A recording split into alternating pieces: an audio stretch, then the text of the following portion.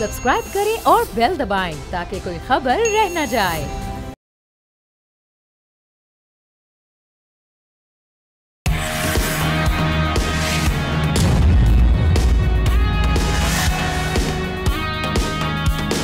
अस्सलामुअलैकुम नाजरीन, आप देख रहे हैं न्यूज़ पंच। मैं हूं आमना खटाना।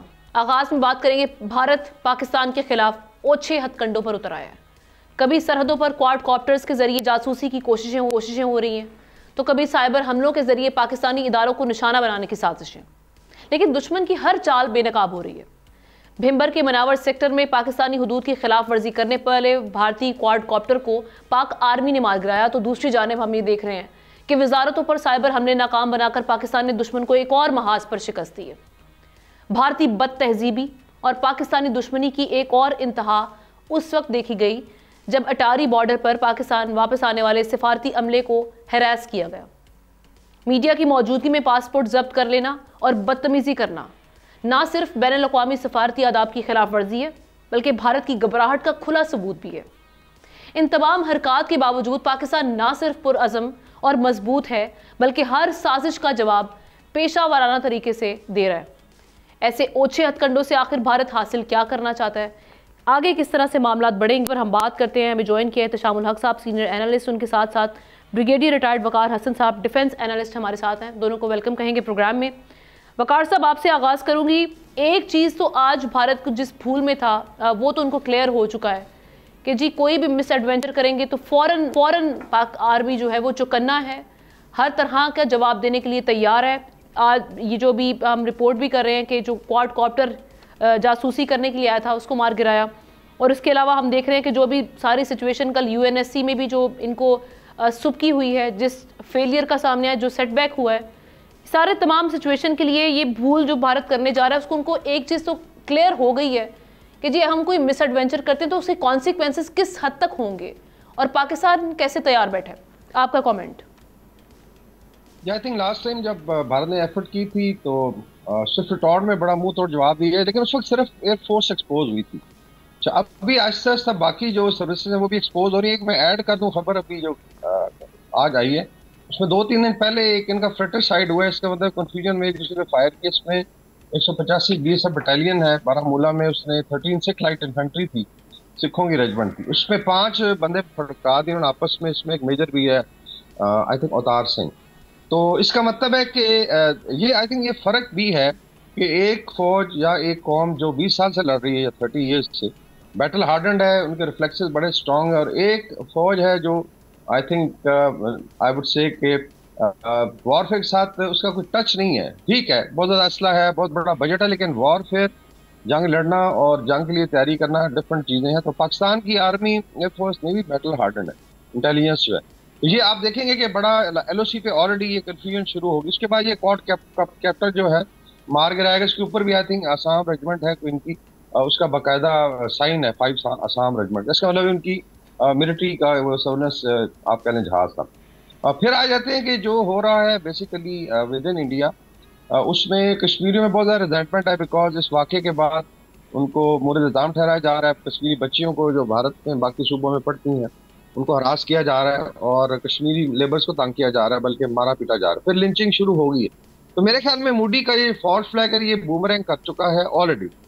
भारत के अंदर से, मकबूजा कश्मीर से इनके जो सियासतदान है, स्पेशली अपोजिशन लीडर, वो आड़े हाथों ले रहे हैं कि जी आपने अगर इतना क्लेम कर रहे हैं तो फिर हुआ क्यों कि 200-250 किलोमीटर, उनके बकौल मेरे हिसाब में 350 किलोमीटर बनता है, बिकॉज ये भी ईस्ट ऑफ श्रीनगर है, और जो पहाड़ी सड़कें होती है उस पर टाइम जो है 3 गुना ज्यादा लगता है। तो किस तरीके से ये लोग आए फिर मार मूर के चलते। मेरे ख्याल में हर महाज पे, चाहे उस फाती मुहाज जिस आपने मेंशन किया, मिलिट्री और तैयारी जबरदस्त है, और जो चीजें आगे बढ़ेंगी आई थिंक आप देखेंगे एक्सपोज होते जाएंगे। 7 दिन हो गए पढ़ के सुन रहे हैं, आप ये कर देंगे वो कर देंगे, और इनकी बांदा टपोशियां आप देख लें। राजनाथ सिंह इधर चला गया जी, दोवल उधर चला गया, मोदी के साथ। यानी मामला सिर्फ डरावे की हद तक होगा, डराने धमकाने तक ही होगा। आप समझ रहे हैं कि आगे जैसे हमारे डिफेंस एनालिस्ट करिए, हमारे जो डिफेंस मिनिस्टर हैं ख्वाजा आसिफ साहब, वो भी ये बात कर रहे हैं कि जी उन्होंने वैसे क्लैरिफाई किया कि मैंने ये नहीं कहा कि 3-4 दिनों में जंग इम्पोज हो रही है, जंग होने जा रही है। वो कह रहे हैं कि मुझे ये लग रहा है कि 3-4 दिनों में खतरात ज़रूर हैं और वो रियल थ्रेट्स हैं जंग के।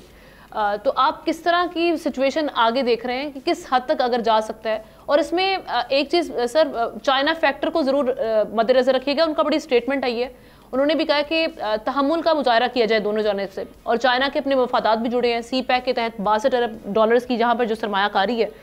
कैसे मामला आप देख रहे हैं इस प्रेशर के होते हुए? इसमें डेफिनेटली इनकी एफर्ट थी कि अगर कोई गैप नजर आता है, चाहे एयरफोर्स हो, नेवी, आर्मी हो, उन्होंने एयरक्राफ्ट कैरियर भी निकाला था, तो मिलिट्री प्रेशर तो था। ये हम देख चुके हैं पहले, जो इनका सो कॉल्ड ऑपरेशन पराक्रम था, जो जिसमें एस्केलेशन में 1 साल बैठी नहीं दोनों फोर्सेज, तो ये समझते हैं कि आप वीकन कर सकते हैं। फिर ये कॉल कर रहे थे वेस्टर्न बॉर्डर से, गौरव आर्या कह रहा था कि पीछे से हमला करें लाहौर पे।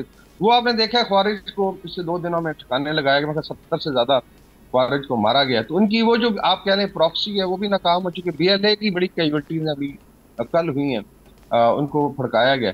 तो मेरे ख्याल में हर मुहाज पे शिकस्त है। अभी जिसमें चाइना का आपने जिक्र किया, सिर्फ ये नहीं है कि चाइना सपोर्ट में, चाइना के इनके साथ एक पूरा बॉर्डर डिस्प्यूट है। एक्चुअली चाइना भारत का जो बॉर्डर है, बॉर्डर तो नहीं, इसको लाइन ऑफ एक्चुअल कंट्रोल कहते हैं, ये लॉन्गेस्ट अनडिमार्केटेड बॉर्डर है बाय द वे, ये डिस्प्यूटेड है 3500 किलोमीटर का। और लद्दाख में इनको फेंटी पड़ी थी 2020 में, चाइनीज ने खूब कुट लगाई थी। तो चाइना तो तैयार बैठा है, बल्कि लोग कह रहे हैं कि अगर माउंटेन में लड़ाई होती है चाइना पाकिस्तान के साथ कोऑपरेट करेगा, एयरफोर्स और मिलिट्री, बिकॉज इसमें सैंडविच आप कर सकते। फिर बांग्लादेश का तीसरा फ्रंट खुल चुका है, ये खुद कह रहे हैं, ये धमकियां देते रहे। अभी हालत ये है कि ईस्टर्न कमांड से ट्रुप्स नहीं निकल सकते बिकॉज वो लॉक्ड है। फिर सिखों की आपने देखा, अभी गुरबचन सिंह पन्नू ने मीडिया पे आके कहा कि पंजाब में लोग भारत की मिलिट्री को गुजरने की इजाजत नहीं देंगे, बिकॉज उनकी जो होली शराइन्स है, उनका मक्का मदीना तो पाकिस्तान में, और गाने वहां पे बन रहे हैं कि जी हम पाकिस्तान को क्यों एक्यूज गए। तो मेरे ख्याल में बहुत हजीमत उठानी पड़ी हर आई थिंक लिहाज से। और इन्फॉर्मेशन का जो महाज है, ये भी बड़ा इंटरेस्टिंग है। हम तो अभी जाते रहते हैं, अभी अनंत गोस्वामी के 2-3 प्रोग्राम में मैं गया, आज भी जा रहा हूँ, तो वहां पे एडवाइस आ रही है जी कि पाकिस्तानी डिफेंस एनालिस्ट को बिठाया ही नहीं, ये जहादी हैं तो ये टेररिस्ट हैं, इनको क्यों बिठाते। तो ये आई थिंक हालात है। तो साफ ज़ाहिर है, इंफॉर्मेशनल हो, डिप्लोमेटिक हो, मिलिट्री हो, ठीक है, इकोनॉमिक हो, हर फ्रंट पे मुंह की खानी पड़ी है। और इंडस वाटर ट्रीटी का ये समझते हैं ये कर लेंगे। आई थिंक ये एक ख्वाब है मूडी का मेरा ख्याल लैंड का टाइम आ गया, उसको अमरनाथ यात्रा करे इस दफा, और जाके जो केव में बैठते हैं उधर आखिरी दिन गुजारे। बिल्कुल ठीक। एहतशाम साहब, अमन का वाहिद रास्ता वो पाकिस्तान ने पेश भी कर दिया, ऑफर की है न्यूट्रल इंटरनेशनल प्रोब की। अभी तक इस ऑफर का कोई रिस्पांस नहीं आया, बल्कि एक कोशिश की गई जासूसी क्वाडकॉप्टर भेज के, जिसको नाकाम बना दिया गया। भारत को सोचना होगा, क्योंकि ऑब्वियसली इसके अलावा रास्ता क्या है, हर जगह तो हजीमत उठाना पड़ रही है। जो उन्होंने उनकी कैलकुलेशन है, मिस कैलकुलेशन हम कहेंगे, जो साबित हो रही है दुनिया के सामने। तो अब बेसिकली आप आगे हालात को कैसे जाते हुए देख रहे हैं? उसके बाद चाइना का भी रिस्पॉन्स आना और UNSC से भी रिस्पॉन्स आना, वहाँ पर इन्होंने रेजोल्यूशन मूव करवाने की कोशिश की है। तो मेरे ख्याल में अब भारत को सेन अपने माइंड से सोचना होगा, अब उस अप्रोच को आगे लेके चलना होगा जो एक रियलिस्टिक अप्रोच होनी चाहिए। जी एहतशाम साहब। आमना देखें, कुछ चीज़ें ऐसी हैं जिस पे मेरा ख्याल है कोई इख्तलाफ नहीं है। देखें, कई हवालों से तो हम कह सकते हैं कि हमारा नुक्ता नज़र ठीक है, हिंदुस्तान कहता है हमारा नुक्ता नज़र ठीक है, लेकिन कई हवालों से आप देखें तो हिंदुस्तान इस वक्त जितनी बुरी पोजीशन में है, मतलब ये 101% बात मैं सही कर रहा हूँ, वो शायद पहले कभी नहीं था। मसला ये है कि जो आप 2021 की सिचुएशन देखें, आपने देखा जब टारगेट किलिंग करवा के पाकिस्तानियों को मरवाया गया था। बाय द वे, आज इकोनॉमिस्ट की कल की रिपोर्ट ये कह रही है कि ये टारगेट किलिंग हिंदुस्तान जो है वन ऑफ दी ऑप्शन जो है ना, सर्जिकल स्ट्राइक वाली और ये काइनेटिक ऑपरेशन में ये भी कर सकते हैं कि वो पाकिस्तानियों को कुछ मरवाने की कोशिश करेंगे। लेकिन आप देख लें कि जो कल और परसों 2 दिनों में 71 से ज़्यादा जहन्नुम वासिल किए गए जिहादी सो कॉल जो भी ये बंदे थे, और जिनको सपोर्ट कर रहा है माजरत के साथ अफगान तालिबान भी, और वहाँ पे शर्मा नामी जॉइंट सेक्रेटरी फॉरेन ऑफिस के हिंदुस्तान के आके बैठे हुए हैं। कहा जा रहा है आमना कि उनकी आंखें फटी की फटी रह गई जब उन्होंने लाशें देखी कि ये इतनी तेज़ी के साथ स्विफ्ट ऑपरेशन हुआ है। हमें तो अंदाज़ा नहीं था कि इतनी ज़बरदस्त इंटेलिजेंस पाकिस्तान की होगी। देखें, सूरत हाल इस वक्त यह है कि जहाँ पे बाकी लोग भी कह रहे हैं आमना कि जी और मानने से इनकारी हैं पहली मरतबा। पहली तो आप देखें 100 लोगों को ब्रीफिंग फॉरेन ऑफिस में दी गई, जिसको रिपोर्ट न्यूयॉर्क टाइम ने किया, कुछ और अखबारात ने भी किया, AFP ने भी किया। 4 से 5 सफारतकार जो है ना वो मानने से इनकारी हैं कि हिंदुस्तान हमें कोई सबूत नहीं दे पाया कि जी ये पाकिस्तान ने करवाया। दूसरा देख लें, आज लेटेस्ट एक और राबिन रफेल जो है वो assistant secretary of state south Asia की, उन्होंने जो है ना आज उनका स्टेटमेंट आप देख लें, वो कहती हैं कि पाकिस्तान की इस बात में बड़ा वजन है कि आप बैठ के जॉइंट जिसको कहते हैं इन्वेस्टिगेशन करवा लें या इंडिपेंडेंट इन्वेस्टिगेशन पहलगाम की करवा लें, बजाय इसके कि आप खाम खा की जो है ना इल्ज़ाम तराशी करें।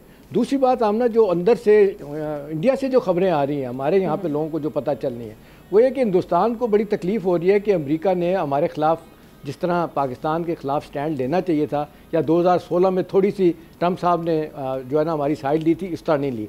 अब उनको ये भी है कि जी 3 महीने हो गए हैं प्रेसिडेंट ट्रंप को आए हुए, अभी तक अमेरिका ने अपना सफ़ीर भारत के लिए कोई ऐलान नहीं किया। ठीक है ना, एक उनको ये भी एक अच्छा खासा उनको मसला बना है कि क्यों नहीं हुआ।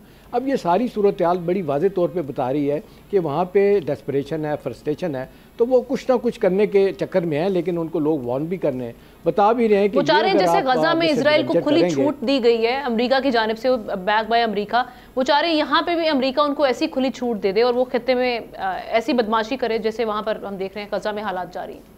जी देखिए आमना, हिंदुस्तान में भी आप देख लें सियासी जमातें जो मुखालिफ हैं वो तो अमेरिका इनसे हिंदुस्तान से सवाल कर रही हैं, जो आप और मैं कर रहे हैं कि जवाब अपना एविडेंस दें कोई जो पाकिस्तान को जो इल्ज़ाम तराशी कर रहे हैं। कल उनकी cabinet committee of the on security की कल हिंदुस्तान में मीटिंग हो रही है, मोदी उसको चेयर करेंगे, वहाँ पे कुछ फैसले करने हैं। कल ही आप देख लें हमारे यहाँ एक बहुत बड़ी ब्रीफिंग अरेंज की गई है जिसको डिप्टी फॉरेन मिनिस्टर और डिप्टी प्राइम मिनिस्टर और फॉरेन मिनिस्टर इसहाक डार साहब और DGISPR जो है ना फॉरेन जर्नलिस्ट को यहाँ पे ब्रीफ करेंगे। चाइना में जो एशिया नैरेटिव सबस्टेक की चेयरमैन है उनकी जानिब से भी ये कहा जा रहा है कि भारतीय मीडिया बढ़ा चढ़ा कर एक ऐसी चीज़ को पेश करा जिसका अभी तक भारत सरकार कोई सबूत पेश नहीं कर सकी। तो उन्होंने उनको कहा है कि इस वक्त वो हिस्टेरिया की एक कैफियत में है, यानी वो पागलपन की इस कैफियत तक पहुँच चुके हैं कि वो चीज़ जिसका अभी तक कोई सबूत नहीं है उस पर पाकिस्तान पर इल्ज़ामात लगाए जा रहे हैं। देखिए पाकिस्तान की अच्छी बात है, हमने हमारा फॉरेन ऑफिस हो, हमारा मीडिया हो, बड़ा दिल खुश हुआ। पहली मतलब हम खुद अपने मीडिया को भी क्रिटिसाइज़ करते हैं कई वालों से, लेकिन आप देख लें जितनी जिम्मेदाराना रिपोर्टिंग हमारी तरफ से हुई है उतनी गैर जिम्मेदाराना रिपोर्टिंग वहाँ से हो रही है, क्योंकि वो कॉर्पोरेट मीडिया 80% आप देख लें वो कहते हैं अडानी और अंबानी, ये 2 बड़े ग्रुप्स हैं, इन्होंने ख़रीद लिया है। इवन NDTV जो एक ज़माने में इंडिपेंडेंट होता था वो भी ख़रीद लिया है, वो भी सारा दिन झूठ बोल रहा होता है। तो मेरा ख्याल है अब उनके लिए ज़्यादा परेशानी ये है कि बैकफुट पे जाने के लिए क्या करें। अब वो जिस जगह चढ़ा दिया लोगों को, उन्होंने कुछ ना कुछ करने की कोशिश करनी है, लेकिन साथ ही उनको लोग वार्न कर रहे हैं कि ये ऐसा करोगे तो बड़ा शदीद जवाब। वकार साहब के पास मैं एक पॉइंट लेकर जाऊंगी। वकार साहब, हम रीजनल स्टेबिलिटी की जब बात करते हैं, हमने चाइना की तो बात करी, उनका इंटरेस्ट है। ब्रिक्स ममालिक की अगर हम बात करें, उनका क्या किरदार हो सकता है, खुसूसन रशिया का? रशिया सारी सिचुएशन में क्या किरदार निभाएगा या निभा सकता है, किस हद तक वो ताउन कर सकता है सारे मामले में? आई थिंक ब्रिक्स में अभी जो बड़े 5 थे उसके बाद इसने एक्सपैंड किया है, 11 से 13 अभी लाइक टर्की ने उसके अंदर किया हुआ है, सऊदी अरेबिया है, उसके बाद UAE है। तो इन सब का आई थिंक इसमें, और रशिया अगर आप देख लें तो स्पेशली अगर आप सोशल मीडिया देखें या गवर्नमेंट ने कोई लूज स्टेटमेंट नहीं दिया। They also probably feel it के इस वक्त जब रशिया यूक्रेन वॉर हो रही है और उसमें पाकिस्तान ने डेफिनेटली एक बड़ा बैलेंस व्यू रखा है कि they will not go against interest. बाकी अगर देखा जाए रशिया के साथ हमारे वायदे भी हो रहे हैं, एनर्जी का है, नॉर्थ साउथ पाइपलाइन की बात है, ऑफशोर ऑयल इंशाल्लाह भी इस पर टर्किश फर्म्स का। हम लोग टर्की में है तो यहाँ पे बड़ा जबरदस्त रिस्पॉन्स है।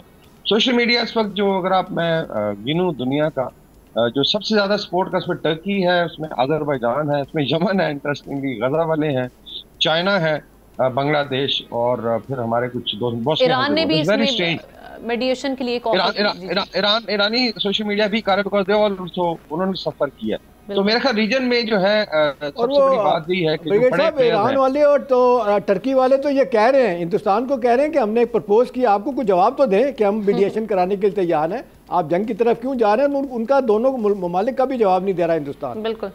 उसके अलावा यहाँ मिलिट्री में और सोशल मीडिया पे बड़ी सपोर्ट है। यहाँ तक मैंने देखा है कि लोग कह रहे हैं कि इन केस, हालांकि इंशाल्लाह हमें जरूरत नहीं है कि टर्किश नेवी मूव करेगी नॉर्थ अरेबियन सी में, अगर जरूरत पड़ती है। पाकिस्तान ने कहा कि इंशाल्लाह फिलहाल हम हैंडल करेंगे, बट डेफिनेटली हमारे के साथ मुआहदे हैं डिफेंस के। तो मेरे ख्याल में रीजनल भी बांग्लादेश वैसे ही फंड खुला हुआ है, मालदीव आप देख लें, श्रीलंका, कोई भी सपोर्ट नहीं कर रहा। तो हर लिहाज से आई थिंक हजीमत है। अभी ये देखना है कि मोदी साहब इस सिचुएशन से निकलते कैसे हैं।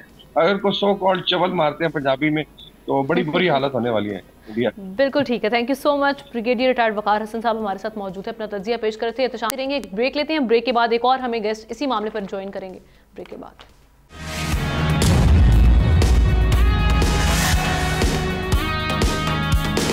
वेलकम बैक नाजरीन। एक बार फिर बात करेंगे पहलगाम वाक़े के हवाले से। बहाना बनाकर कश्मीरियों पर जमीन तंग की जा रही है। भारत के ज़ेर इंतज़ाम कश्मीर में बड़े पैमाने पर क्रैकडाउन जारी है। घरों पर छापे मारे जा रहे हैं और कश्मीरी नौजवानों को गिरफ्तार किया जा रहा है। DW की एक रिपोर्ट के मुताबिक भारतीय सिक्योरिटी फोर्सेस ने 9 मुश्तबा घरों को धमाकों से उड़ा दिया, जबकि पुलिस के मुताबिक अब तक तकरीबन 2000 अफराद को पूछताछ के लिए हिरासत में लिया जा चुका है। कश्मीरियों को इज्तिमाई सजा दी जा रही है, जिसके खिलाफ कश्मीरियों का गमो गुस्सा बढ़ता जा रहा है। हकीकत यह है कि पहलगाम का वाकया महज बहाना है, असल निशाना भारत में बसने वाली अकलियतें हैं। मुसलमान जो मुतनाज़े वक्फ इमलाक बिल के खिलाफ सरापा एहतजाज थे, अब फिर हुकूमती इंतकाम का निशाना बने हुए हैं। सच ये है कि मुसलमानों समेत भारत में कोई भी अकलियत महफूज नहीं है। मसीहियों के चर्चेज हों, उन पर हमलों का सिलसिला जारी है, या फिर दलितों पर जुल्म के सिलसिले। भारत का घिनौना चेहरा पूरी दुनिया में बेनकाब हुआ है। पूरी दुनिया देख रही है कि भारत में हिंदुत्व का नजरिया क्या क्या जुल्म ढा रहा है। वहां पर सिख बरादरी भी लंबे अरसे से भारत के जबर का शिकार है। आज़ाद खालिस्तान के लिए लाखों सिखों ने अपनी जानों का नजराना पेश किया और आज भी भारतीय जबरो सितम का मुकाबला कर रहे हैं। पहलगाम वाक़े के बाद सिख कम्युनिटी में भी गमो गुस्सा है। क्या तासुरात हैं, किस तरह से वो सिचुएशन को देखते हैं, इस पर एहतशामुल हक साहब के साथ हमें ज्वाइन किया है गुरपतवंत सिंह पन्नू साहब, हेड हैं आलमी तंजीम सिख फॉर जस्टिस के। Thank you so much sir. सबसे पहले ਤੁਹਾਨੂੰ ਵੈਲਕਮ ਕਹਾਂਗੇ। सिख बरादरी ਅਸੀਂ देख रहे हैं सर बड़े ही लंबे अरसे ਤੋਂ भारत की इंतहा पसंदीदा शिकार है। ਤੁਹਾਡੇ दर्जनों सिख रहनुमा खालिस्तान की तहरीक ਲਈ अपनी जाना गवा बैठे ने, ਤੇ ਜਦੋਂ ਇਨਕੁਆਇਰੀ ਹੁੰਦੀ ਹੈ ਤੇ हर ਵਾਰੀ मोदी सरकार सामने आती है।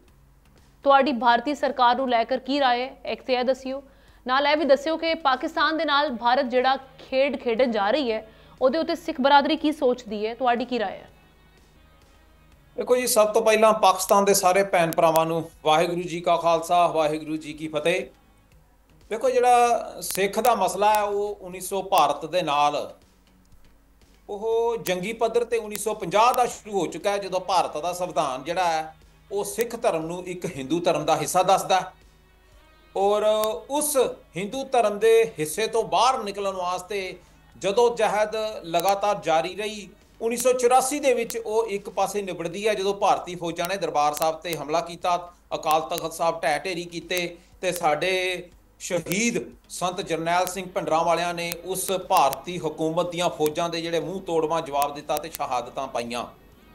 ਇੱਕ ਲੰਬਾ ਦੌਰ ਚੱਲਿਆ ਸਿੱਖ ਪੰਥ ਦਾ, ਸਿੱਖ ਕੌਮ ਦਾ, ਪੰਜਾਬ ਦਾ ਭਾਰਤ ਦੇ ਕਬਜ਼ੇ ਤੋਂ ਆਜ਼ਾਦੀ ਦਾ, ਔਰ ਉਹਦੇ 'ਚ ਵੱਖ-ਵੱਖ ਸਮੇਂ ਤਾਰੀਖਾਂ ਚੱਲੀਆਂ, ਅਲੱਗ-ਅਲੱਗ ਆਜ਼ਾਦੀ ਦੇ ਜਿਹੜੇ ਮੋੜ ਆਏ ਹੈ।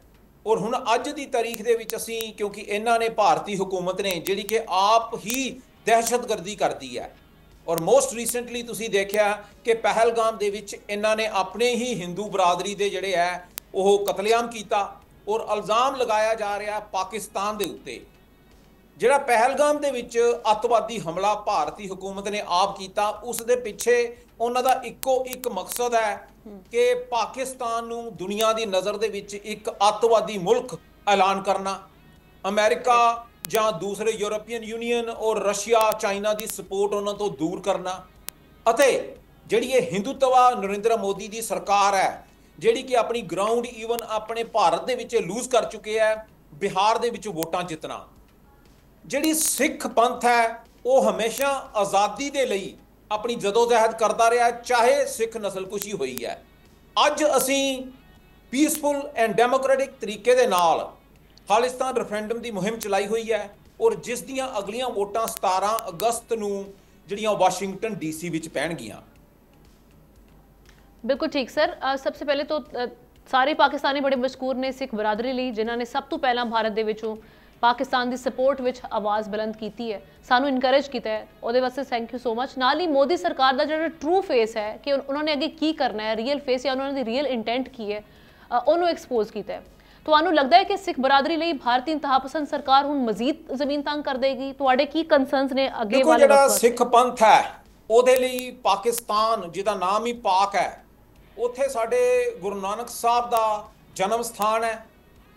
ਇਹ ਹੁਣ ਸਮਾਂ 1971 ਦਾ ਨਹੀਂਗਾ ਕਿ ਪੰਜਾਬ ਦੀ ਧਰਤੀ ਦੇ ਉੱਤੋਂ ਦੀ ਉਸ ਵਕਤ ਜਦੋਜਹਿਦ ਆਜ਼ਾਦੀ ਦੀ ਨਹੀਂ ਸੀ ਚੱਲਦੀ ਪਈ ਕਿ ਭਾਰਤੀ ਟੈਂਕ ਜਿਹੜੇ ਆ ਜਾਂ ਭਾਰਤੀ ਫੌਜਾਂ ਪੰਜਾਬ 'ਚੋਂ ਲੰਘ ਕੇ ਆਪਣੇ ਪਾਕਿਸਤਾਨ ਤੇ ਹਮਲਾ ਕਰਨ ਦੀਆਂ ਤਿਆਰੀਆਂ ਕਰਨਗੀਆਂ। ਇੱਦਾਂ ਅਸੀਂ ਨਹੀਂ ਹੋਣ ਦੇਣਾ। ਹੁਣ ਜਿਹੜੀ ਗੱਲ ਕਰਦੇ ਪਏ ਆ ਜੀ ਸਿੱਖ ਪੰਥ ਦੇ ਉੱਤੇ ਨਸਲਕੁਸ਼ੀ ਆਲਰੇਡੀ ਹੋ ਚੁੱਕੀ ਹੈ।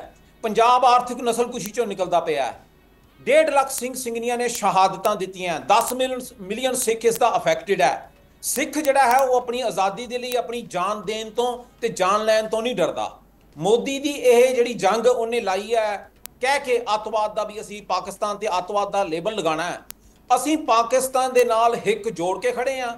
ਹੁਣ ਸਮਾਂ ਪਾਕਿਸਤਾਨ ਦਾ ਕਿ ਉਹ ਸਿੱਖ ਪੰਥ ਨਾਲ ਖੜੇ, ਭਾਰਤੀ ਕਬਜ਼ੇ ਵਾਲੇ ਜਿਹੜਾ ਪੰਜਾਬ ਹੈ ਉਹਨੂੰ ਆਜ਼ਾਦ ਕਰਾਉਣ ਵਾਸਤੇ ਖੜੇ ਤੇ ਡਿਪਲੋਮੈਟਿਕਲੀ ਦੁਨੀਆ ਭਰ ਦੇ ਵਿੱਚ ਖਾਲਿਸਤਾਨ ਰੈਫਰੈਂਡਮ ਦੀ ਜਿਹੜੀ ਮੁਹਿੰਮ ਚੱਲਦੀ ਪਈ ਹੈ ਉਹਦਾ ਸਾਥ ਦੇਵੇ।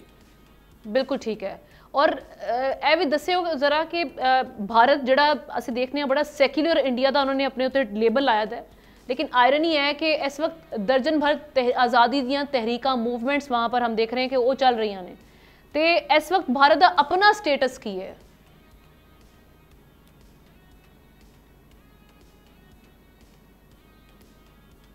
देखो भारत का स्टेटस, हिंदुस्तान का स्टेटस जिहड़ा है वह एक अतवादी नेशन, अतवादी state which is exporting international terrorism, which is promoting terrorism in Pakistan, which is promoting terrorism in Canada, which is promoting terrorism in America, UK। जिथे जिथे भी सिख बैठा है जिस दे राजनीतिक विचार है आज़ादी दे, उन्होंने जे आज़ादी के विचारों को पंजाब च नहीं रोक सकिया सिखां नूं, हुण वो बाहर आके उन्होंने मारन की कोशिश करता पिया।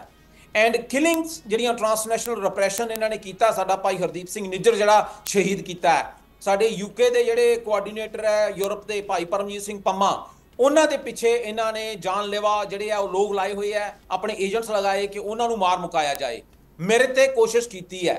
सो उसका स्टेटस सारी दुनिया को पता लग चुका है that they are the biggest exporters of international terrorism. तो असी हुण देख रहे हैं कि एक्सपोज से हो गया है इंटरनेशनली। ਤੁਹਾਡੇ ਨਜ਼ਦੀਕ ਆਲਮੀ ਬਰਾਦਰੀ, ਇੰਟਰਨੈਸ਼ਨਲ ਕਮਿਊਨਿਟੀ ਜੋ ਕੁਝ ਪਾਕਿਸਤਾਨ ਲਈ ਜਾਂ ਸਿੱਖ ਬਰਾਦਰੀ ਲਈ ਕਰ ਰਹੀ ਹੈ ਉਹ ਸਫੀਸ਼ੀਐਂਟ ਹੈ ਜਾਂ ਮਜ਼ੀਦ ਕਰਨਾ ਚਾਹੀਦਾ ਹੈ? ਉਹ ਕੀ ਇਕਦਾਮਾਤ ਹੋ ਸਕਦੇ ਨੇ ਹੁਣ? ਥੋੜਾ ਜਿਹਾ ਦੁਬਾਰਾ ਪੁੱਛੋ, ਕੀ ਪੁੱਛ ਰਹੇ ਹੋ ਤੁਸੀਂ? ਸਰ ਮੇਰਾ ਕੁਐਸਚਨ ਹੈ ਕਿ ਅਸੀਂ ਜਿਸ ਤਰ੍ਹਾਂ ਸੇ ਤੁਸੀਂ ਗੱਲ ਕਰ ਰਹੇ ਸੀ ਕਿ ਐਕਸਪੋਜ਼ ਤੇ ਹੋ ਗਈ ਹੈ ਭਾਰਤ ਦਾ ਜਿਹੜਾ ਇਸ ਵਕਤ ਕਿਰਦਾਰ ਰਿਹਾ ਹੈ, ਇੰਟਰਨੈਸ਼ਨਲ ਕਮਿਊਨਿਟੀ ਬੜੀ ਅੱਛੀ ਤਰ੍ਹਾਂ ਆਗਾਹ ਹੈ ਉਹਦੇ ਤੋਂ, ਤੇ ਹੁਣ ਕੀ ਕਰਨਾ ਚਾਹੀਦਾ ਹੈ ਸਿੱਖ ਬਰਾਦਰੀ ਲਈ ਤੇ ਪਾਕਿਸਤਾਨ ਲਈ? ਇਹ ਸਫੀਸ਼ੀਐਂਟ ਨਹੀਂ ਇਕਦਾਮਾਤ? ਜਿਹੜੀ ਹੁੰਦੀ ਨਾ ਆਪਣੀ ਆਜ਼ਾਦੀ ਜਿਹੜੀ ਉਹ ਆਪਣੇ ਮੋਢਿਆਂ ਤੇ ਹੀ ਲਈ ਜਾਂਦੀ ਹੁੰਦੀ ਹੈ, ਐਂਡ ਜਿਹੜੇ actions speaks louder then word. True. ਇਸ ਵਕਤ ਜਿਹੜੀ ਜ਼ਰੂਰਤ ਹੈ ਨਾ, ਜਿਹੜਾ ਪਾਕਿਸਤਾਨ ਨੂੰ ਕਰਨ ਦੀ ਜ਼ਰੂਰਤ ਹੈ, they should not be acting always defensively and passively. What they really need to do is just put up a resolution in UN Security Council that they support a referendum in Kashmir and they support a referendum in Khalistan in Punjab for Khalistan। और उस तो बाद तुसी देखो नतीजा की निकलता है।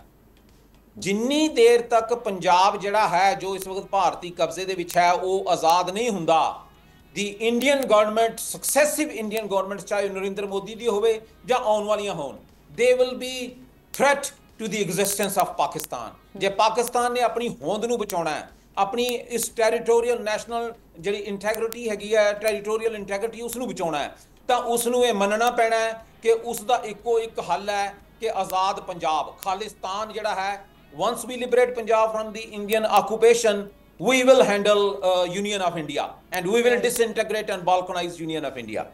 बिल्कुल ठीक है। गुरपतवंत सिंह साहब आप हमारे साथ रहिए, एहतशाम साहब का भी तज्जिया लेते हैं इस पर। एहतशाम साहब आपने गुफ्तगू मुलाहिज़ा की है इनकी, और अभी इसी पॉइंट को मैं आगे लेकर चलूँगी। हम अक्सर अपने प्रोग्राम में इस कंसर्न्स का इजहार भी करते रहे हैं कि इंटरनेशनल कम्युनिटी का जो एक रोल होना चाहिए, जो कुछ भारत का किरदार है इंटरनेशनली, जो एक्स्ट्रा टेरिटोरियल किलिंग्स हों उनमें, और जो दूसरे ममालिक उसमें जो दखल अंदाजी है, या अफ़गानिस्तान की सॉइल यूज़ करते हुए भारतीय रॉ का जो किरदार है, बलूचिस्तान में जो इस वक्त किरदार है, इस पर इंटरनेशनल कम्युनिटी आगाह तो है लेकिन रोल प्ले नहीं कर रही। सर अब आने वाले वक्तों में जो जितने अब केसेस बन चुके हैं, आप कुछ देख रहे हैं कि कुछ डेवलपमेंट होगी इस पर? आप ऑप्टिमिस्टिक हैं? देखिए, हम ना हालिया महीनों में कुछ सालों में आपने देखा जो बहुत ज़्यादा डेवलपमेंट्स हुई हैं अमेरिका में, कनाडा में और इंग्लैंड में। वो सिखों की आप देख लें, जो रिजॉल्व आप देख लें उनका, खालिस्तान के लिए जो लड़ रहे हैं, मेरा ख्याल है जितना ज़बरदस्त तरीके से उनका पॉइंट ऑफ व्यू लोगों तक पहुंच रहा है, हिंदुस्तान को उसकी भी बड़ी तकलीफ़ है। यही वजह है कि आपने देखा कि वहाँ पे सिख लीडर उनको मारा गया, उस कनाडा में और अमेरिका में कुछ लोगों को मरवाने की कोशिश की गई तो पकड़े गए। और बाकायदा आपने देखा कि जॉइंट इन्वेस्टिगेशन की थी CIA ने और उसके बाद कनाडा की एजेंसी ने और बरतानिया ने, और उन्होंने साबित किया था कि ये हिंदुस्तान जो है ना वो सिखों को मरवाने में जो है ना आगे आ गया है। तो मेरा ख्याल बहुत ज़्यादा एक्सपोज किया है सिख बरादरी ने हिंदुस्तान को और तो मोदी केस सरकार क्या को। हमारा, और ये अभी बात कर रहे थे बरादरी हो चाहे पाकिस्तान का केस हो या जो जैसे कनाडा भी शिकार है, केस स्ट्रॉन्ग नहीं है या ये डुबियस रोल है इंटरनेशनल जो तंजीमें हैं ह्यूमन राइट्स की या बाकी मामलात को जो देख रहे हैं, तो वो उनका डुबियस रोल आप देखते हैं, उनका दोहरा मेयार देखते हैं कि वो जब देखते हैं कि मफादात कहाँ जुड़े हुए हैं उस सिलसिले में सुन तो लेते हैं, लेकिन सुनवाई के बाद आगे इकदाम क्या किए जा रहे हैं उस पर कोई एक्शन नहीं होते। देखिए हम ना ये दहशतगर्दी टेररिज्म जो है आज तक यूनाइटेड नेशन इसको डिफ़ाइन नहीं कर पाया। और आज़ादी की जंग लड़ रहे हों तो वो कहते हैं, यूनाइटेड नेशन भी कहता है और सारी दुनिया कहती है कि ये आज़ादी की जंग लड़ने का हर खित्ते में हर इलाके के लोगों को हक़ हासिल है। लेकिन फिर जब मफादात का टकराव होता है तो इस आज़ादी की जंग को वो जनाब दहशतगर्दी का नाम देते हैं। जैसे ही आप देख लें कश्मीर में, मकबूजा कश्मीर में हो रहा है, और यही आप देख लें सिखों का जितनी तेज़ी के साथ आपने देख लें 80-90% से ज़्यादा सिख जो हैं वो नहीं रहना चाहते उनके साथ, लेकिन मजबूरन रहना पड़ रहा है। और कल का वाक़या आप देख लें, 5 सिखों को गुस्से में जो थे अपना सिपाही उनको हिंदुओं ने मार दिया लेके। देखिए हम ना इस वक्त जितनी तेज़ी के साथ सिचुएशन, और मैंने उनकी पन्नू साहब की एक बात को बड़ा एंजॉय किया कि हम भूलते नहीं, हम बदला लेते हैं। देखिए हम ना जब अमृतसर में सिखों की इबादत गाह पे हमला किया गया था उस वक्त इंदिरा गांधी जो थी ना वो इक़्तिदार में थी। फिर उसके बाद थोड़े अरसे बाद ये आपने देखा कि इंदिरा गांधी के अपने ही जो गार्ड बड़े लॉयल थे वो सिख थे, उन 2 सिखों ने जिस तरीके से जनाब इंदिरा गांधी को मारा और आज तक लोग उसको भूलते नहीं हैं। तो ये सिख जो है ना बरादरी के लोग जो हैं ये भूल नहीं रहे। और अच्छी बात है कि इस वक्त आप देख लें कि मकबूजा कश्मीर में भी लोग नहीं भूल रहे। अभी आप देख लें AFP की लेटेस्ट रिपोर्ट बता रही है कि जिस तरह चुन चुन के बेगुनाहों को वहाँ मारा जा रहा है, गिरफ्तार किया जा रहा है, इस पर बड़ा कंसर्न है। एहतशाम साहब आप साथ ही रहिएगा। गुरपतवंत सिंह पन्नू साहब को मैं शुक्रिया अदा करूँगी। एक ब्रेक लेते हैं, ब्रेक के बाद वापस आएंगे, दी रीजन पर हम डिस्कस।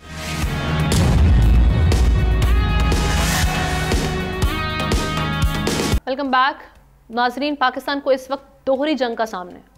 बाहर से भारत जैसे दुश्मन और अंदर से फितना तो ख्वारिज जैसे नासूर हमलावर हैं, लेकिन फौज अपनी अजीम कुर्बानियों के साथ हर महाज पर दुश्मन को धूल चटा रही है। शिमाली वजीरिस्तान में सिक्योरिटी फोर्सेस ने 3 दिन में 71 ख्वारिज को जहन्नुम वासिल कर दिया। वजीर आजम ने हसन खेल ऑपरेशन में 17 ख्वारिज की हलाकत पर अफवाज पाकिस्तान को खिराज तहसीन पेश किया है। उन्होंने वाज़ेह किया कि कौम के महाफिज दहशतगर्दी के मुकम्मल खात्मे के लिए पुरअज़्म हैं।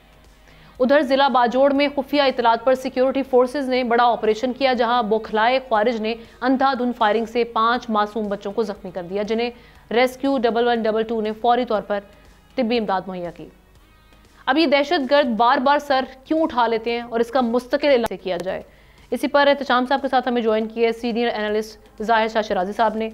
शाह साहब आपको वेलकम कहेंगे प्रोग्राम में।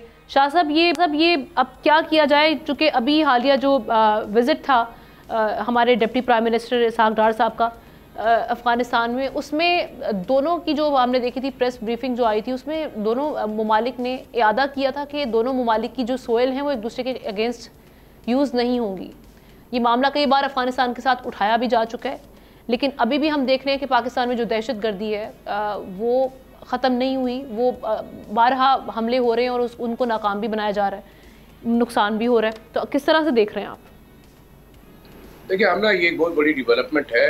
आपने देखा होगा कि पहली दफ़ा हमारे बॉर्डर के ऊपर 70 के करीब दहशतगर्द मारे गए हैं। तो आपके ख्याल से ये दहशतगर्द यहाँ मौजूद थे? नहीं।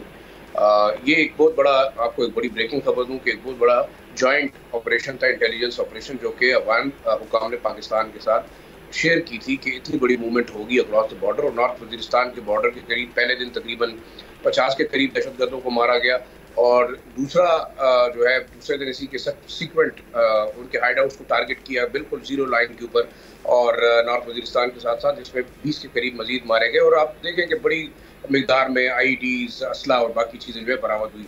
दूसरा मैं आपको एक और बड़ी खबर भी दूँ कि हमारे जो डिफेंस मिनिस्टर है ख्वाजा आसिफ साहब, उनसे भी मेरी बात हुई और उन्होंने तस्दीक किया कि ये तमाम तर वाक़यात में जो इजाफा है उसकी बड़ी वजह जो इंडिया की एक प्लानिंग थी पुलगाम जो वाक़या है उसके बाद, और बाकायदा पाकिस्तान के बड़े बड़े शहरों को जिसमें पेशावर, इस्लामाबाद, कराची, लाहौर और दूसरे बड़े शहर हैं उनको टारगेट करने के लिए बाकायदा मंसूबा बनाया गया था। इंडियन रॉ ने बाकायदा जो है अफगानिस्तान में लिंक्स के थ्रू आईडीज, असला, बारूद और दूसरा साजो सामान पहुंचाया और बड़ी मिकदार में जो है ये साजो सामान जो है सीज भी हुआ है। और ये 2 ऑपरेशन जो है बाजोड़ के अंदर और शुमाली वजीरिस्तान के अंदर, ये उसी का सिलसिला है। और उसकी बाकायदा तस्दीक हमारे डिफेंस मिनिस्टर साहब ने भी की कि हिंदुस्तान जो है बाकायदा मंसूबा बना रहा था। जब ये वाक़या हुआ कश्मीर के अंदर, उसके बाद बाकायदा एक तरतीब के साथ इन दहशतगर्दों को मोबिलाइज किया गया, खासतौर पर टीटीपी को। इसके बाद जो मनसूबाबंदी है वो यही है कि बलूचिस्तान के अंदर BLA के थ्रू भी ऐसी एक साजिश की जाएगी। तो हम जो एक्सपेक्ट कर रहे थे कि शायद हिंदुस्तान जो है वो कोई मिस एडवेंचर करेगा, इस दफ़ा उनकी हिम्मत नहीं हुई कि वो मिस एडवेंचर करें, क्योंकि उनका आप देखें कि पाकिस्तान नेवी ने उनके जो एक बहुत बड़ा जो शिप था उसको रिट्रीट होने पे मजबूर किया। साथ साथ आपने देखा कि जो लाइन ऑफ कंट्रोल में कश्मीर के साथ एक्टिविटी हो रही है उसमें भी इंडियन फोर्सेस जो है वो रिट्रीट पे जा रही हैं, जैसे सिखों का वाक़या हुआ। तो ये तमाम इशूज एक तरफ ईस्टर्न बॉर्डर के ऊपर हम देख रहे हैं कि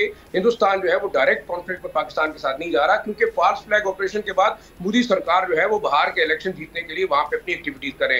लेकिन हमारे लिए अच्छी बात यह है कि इस दफ़ा हम देख सकते हैं कि जो इसहाक डार साहब का विजिट था, उससे पहले जो है एम्बेसडर सादिक का विजिट था, उससे ये हमें जरूर सपोर्ट हासिल हुई कि हमारे वेस्टर्न बॉर्डर से जो थ्रेट आ रही थी हिंदुस्तान को वहाँ पे मुंह की खानी पड़ रही है। और मेरे ख्याल में सिर्फ प्रॉक्सी वार के तहत नहीं, बल्कि जो एक वेस्टर्न बॉर्डर पे वो हमारे खिलाफ एक आबी जंग लड़ रहे थे, वो भी मेरे ख्याल में हिंदुस्तान अब उसको मटेरियलाइज नहीं कर सकेगा। तो एक पाकिस्तान की फॉरेन ऑफिस और डिप्लोमेसी की बहुत बड़ी कामयाबी। और साथ साथ देखें जो हमारी सिक्योरिटी फोर्सेस ने जिस तरीके से इन लोगों को न्यूट्रलाइज किया, मेरे ख्याल में ये हमारी प्रॉम्प्ट रिस्पांस इसको जाहिर करती है। और ये हिंदुस्तान के लिए भी एक मैसेज है कि हम पिछले 40 साल से जंग लड़ रहे हैं, जबकि हिंदुस्तान के फौजी सिर्फ बैरक्स में बैठ के निहत्ते कश्मीरियों को टारगेट कर रहे हैं। तो ये एक बहुत बड़ा मेरे ख्याल में मैसेज है कि कोई भी मिस एडवेंचर होगा, चाहे वो वेस्टर्न बॉर्डर से होगा, ईस्टर्न बॉर्डर से होगा, उसका जवाब जो है वो पाकिस्तानी फौज इसी तरह देने की सलाहियत भी रखती है और दे भी रही है। सही। एहतशाम साहब, आपका सारे मामले पर तजिया, क्योंकि हम देख रहे हैं कि ये वाला भी एक हमारे लिए थ्रेट भी है, इससे भी हम लड़ाई कर रहे हैं, भरपूर फाइट कर रहे हैं पाकिस्तान टेररिज्म से जो वेस्ट बॉर्डर से भी आ रही हैं, और यहाँ पर इंडिया वाला एक मामला है। तो किस तरह से मामला को आगे लेके जाया जाएगा? इन चैलेंजेस का मुकाबला पाकिस्तानी फोर्सेस तो कर रही हैं भरपूर अंदाज से, मज़ीद क्या करने की ज़रूरत है?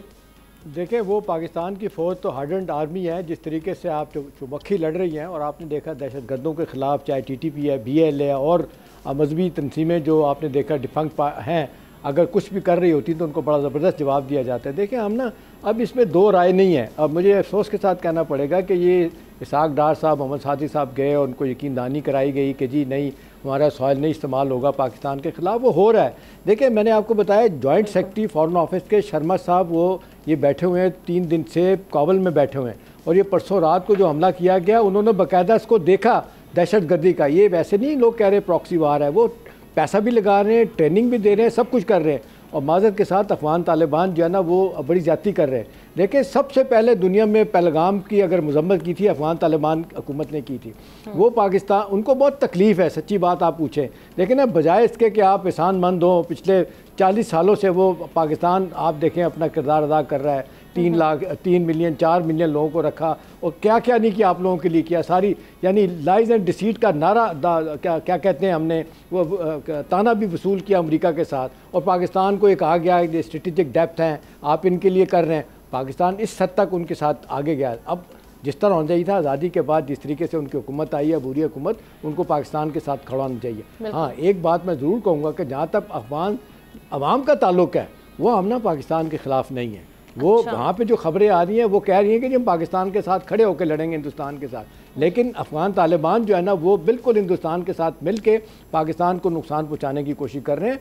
BLA भी जो है ना उनको भी इस्तेमाल किया जा रहा है, इनको भी इस्तेमाल किया जा रहा है, बावजूद बार बार कहने के वो बात मानने के लिए तैयार नहीं। अदरवाइज़ ये हो सकता है कि हम ना देखें ना, इतनी ज़्यादा कोशिशें करने के बावजूद भी आप वहीं पर खड़े हैं और पाकिस्तान आपको दुनिया जहाँ की आउट ऑफ द वे जाके आपको सपोर्ट करता रहा है, और आप उसका जवाब में क्या कर रहे हैं। तो मुझे नहीं लगता हम ना पाकिस्तान को ये चुमक्खी लड़ाई लड़नी पड़ेगी। और ये वेस्टर्न बॉर्डर पे जो कुछ हो रहा है वो ईस्टर्न बॉर्डर पे अब हिंदुस्तान करने जा रहा है। अल्हम्दुलिल्लाह हमारी फ़ौज ने साबित कर दिया है। आज दुनिया के बड़े बड़े जो डिफेंस के अदारे हैं वो भी हिंदुस्तान को वार्न कर रहे हैं कि भी मिस एडवेंचर किया तो आपको भुगतनी पड़ेगी, पाकिस्तान इतनी आसानी के साथ तरने वाला नहीं बन सकता। तो मेरा ख्याल है सेंस प्रिवेल करनी चाहिए हिंदुस्तान में, अदरवाइज मेरा ख्याल है उनके लिए मुश्किलात होगी। ये शाह साहब, इनको अफगान तालिबान को टेम करने के लिए, इनसे काउंटर करने के लिए पाकिस्तान के पास एक ये ऑप्शन भी तो है ना। पाकिस्तान ने जिस तरह से इनको जो अमरीकी अफवाज के इनखला के लिए हेल्प आउट किया था इस सारी डील में, दोहा डील में, तो कतर मीडिएटर बना था सारी डील का, तो कतर के साथ पाकिस्तान इंगेज करके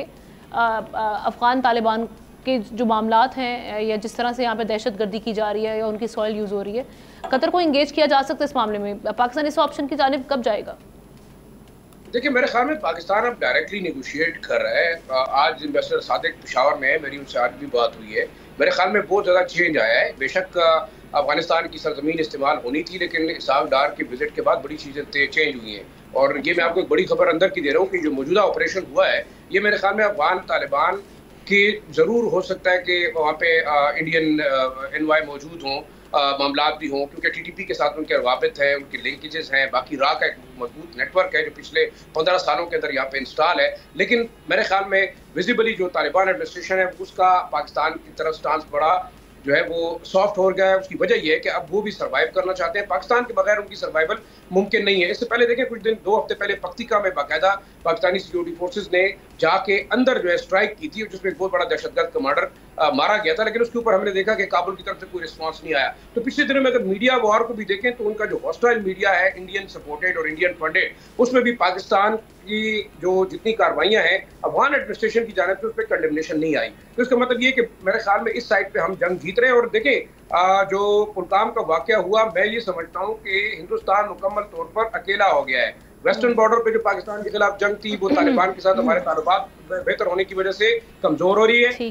बांग्लादेश में उनको शिकस्त हुई है, बांग्लादेश पाकिस्तान के साथ रिकनसाइल कर रहा है। नेपाल के अंदर देखें आप, इसके अलावा मालदीव के अंदर देखें, और श्रीलंका में पहले ही जो प्रॉक्सी वॉर इंडिया हार चुका है। मेरे ख्याल में ये वक्त आ गया है कि जो हिंदुत्व का कॉन्सेप्ट था, जो मोदी सरकार की एक एक्सट्रीमिस्ट टेंडेंसी थी, मेरे ख्याल में ये हिंदुस्तान की तबाही के लिए खुद एक बहुत बड़ी ईंट उन्होंने रख दी। और बड़ा मुश्किल होगा हिंदुस्तान को सर्वाइव करने में अगर इस किस्म की जो है एग्रेसिव पॉलिसीज हिंदुस्तान की रहेंगी।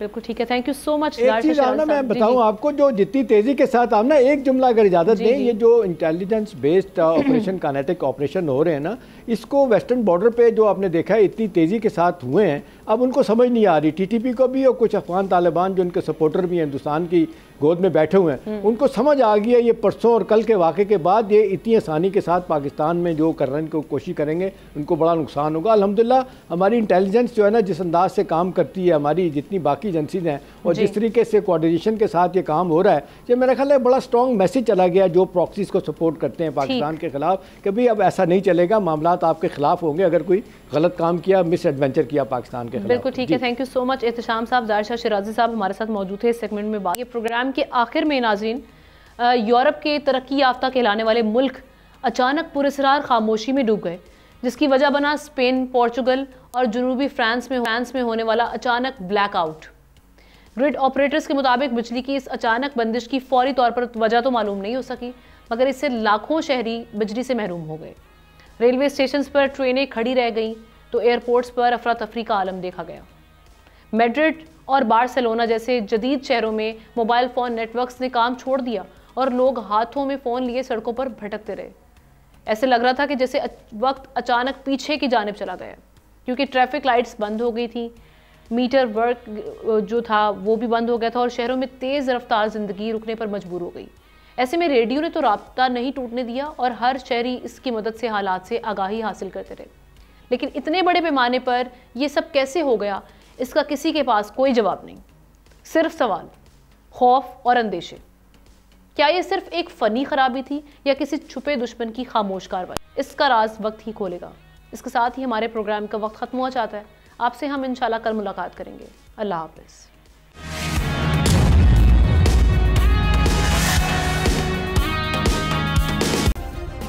सब्सक्राइब करें और बेल दबाएं ताकि कोई खबर रह न जाए।